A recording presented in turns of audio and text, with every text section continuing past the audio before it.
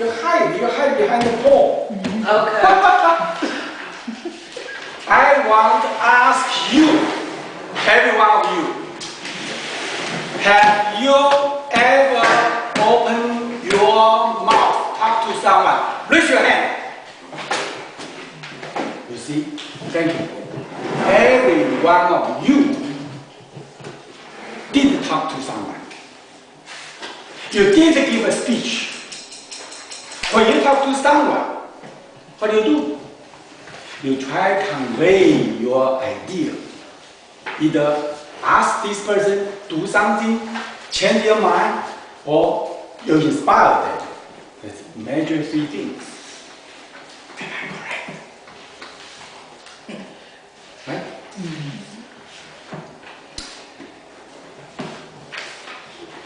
Therefore, in order to convey your message, you need to know your audience. Am I correct? Yes. You talk to your mother is different talk to your children. Right? Because what? Because age differences. If you talk to your mother or father just like you talk to your children, you got what?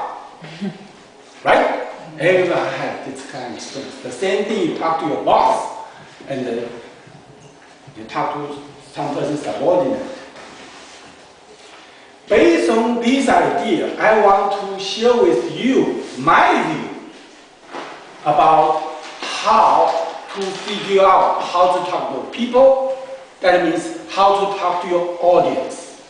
In this particular topic, we are talking about if you are give a speech in the Toastmaster or you are invited to an organization, give a speech, might be a keynote speaker, something like that. Based on this understanding, I want to share with you, first things you need to know is what is the age. Age makes a big difference.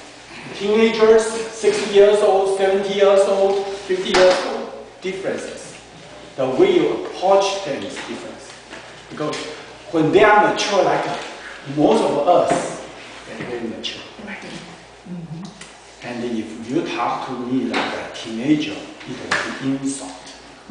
Right? This is age important. Second of all, when you go to a conference or something, you need to ask, is this group majorly is a male or female? Because the way to talk is different. I give you an example. For a male, most of the time, theoretically, they are very logical. They are very, very logical. But on the other hand, if you talk to a female, most of the time, they are very emotional. Therefore, you approach the man, you need to use logical approach. You approach woman, you use emotional approach. Therefore, before you go, you need to know who is your audience. What's the sex, the genders.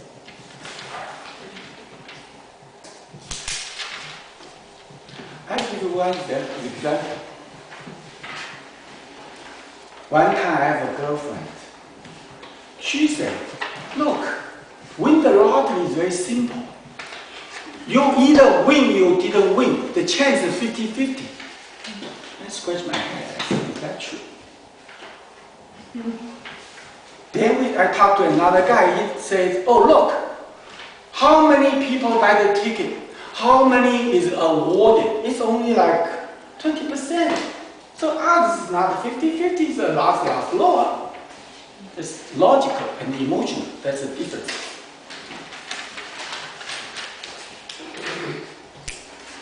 Another one is occupation and economic status.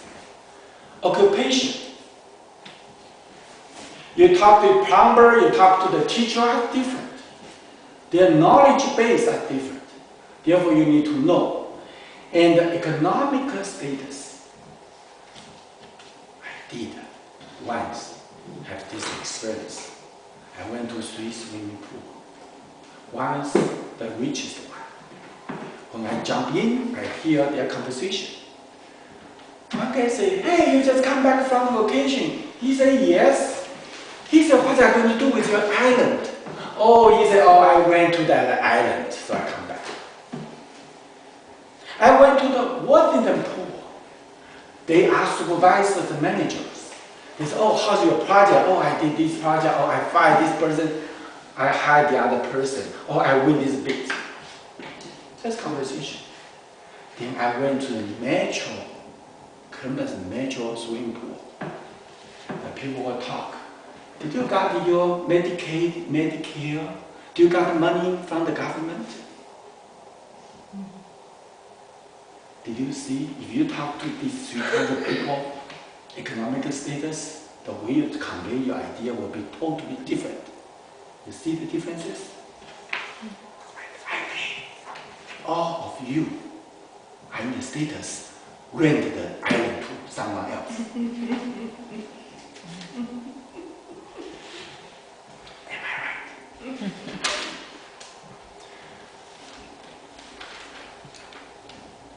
Then we need to talk about educational background. Some people have a high school diploma, they are the king of their house. Some people have bachelor degree, some people have master degree, have a PhD. The difference between the education make you choose different words. Very high level people, you use very social words, it's an insult. But very low level people, you talk to them some kind of wording, they keep going, what are you talking about? What are you talking about? This is the reason you need to learn this basic. You need to learn what do they, what is their educational background.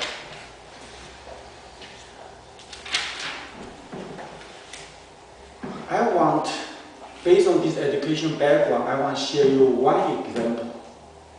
What they call insult. Have you ever teach the God how to pray? Do you ever teach God how to pray? You don't. Right? This reason, if you talk to some person specific in that area, don't teach them, they will know.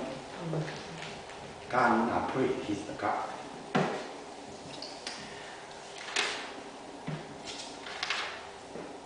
The fifth one is political orientation.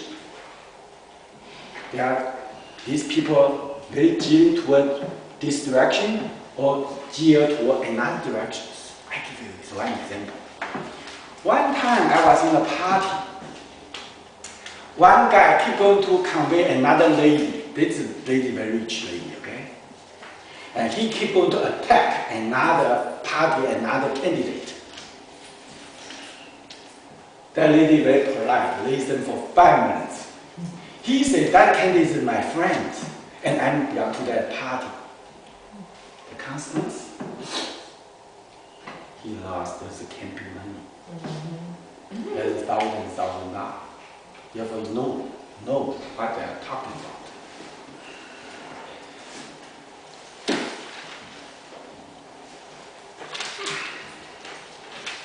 Based on this, I want to share with you another concept.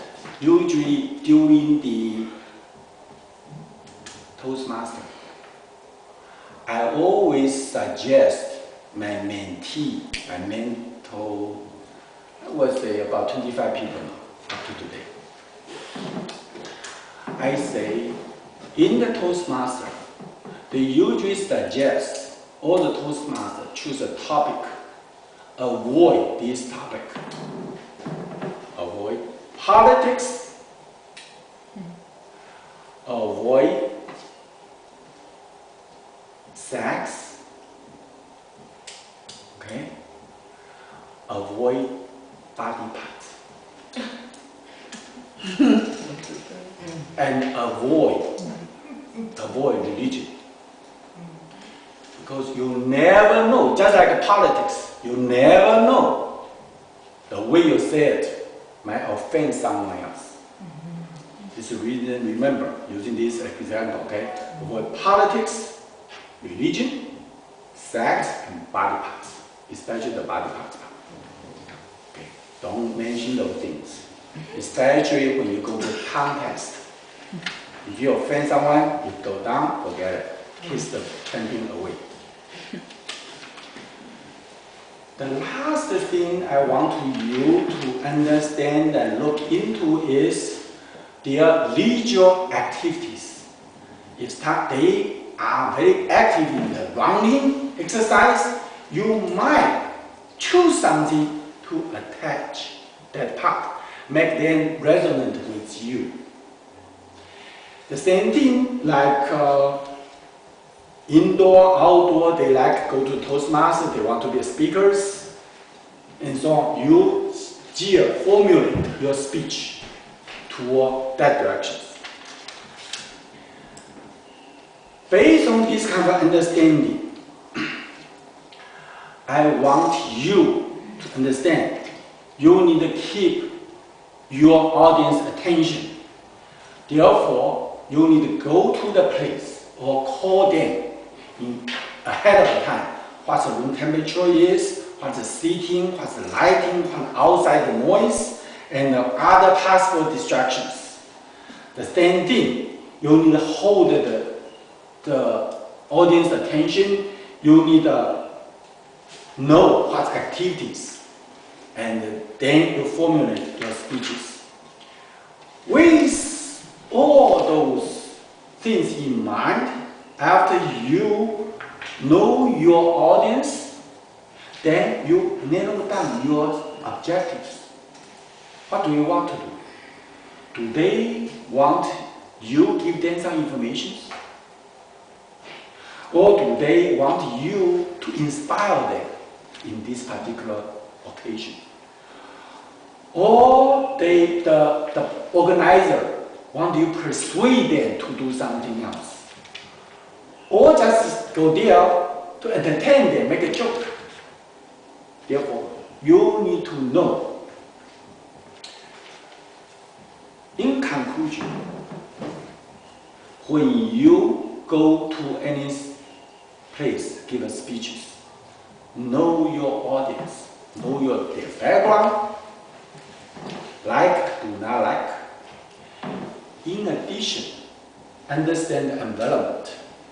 The environment, the room, the setting of the room and so on will affect your performance.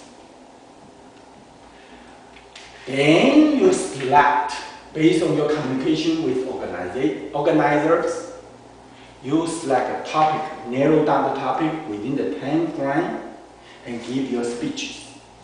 Then the most important part, polish, polish, polish. Make your speech flow, flawless, seamless. Then you will have a big applause, just like this.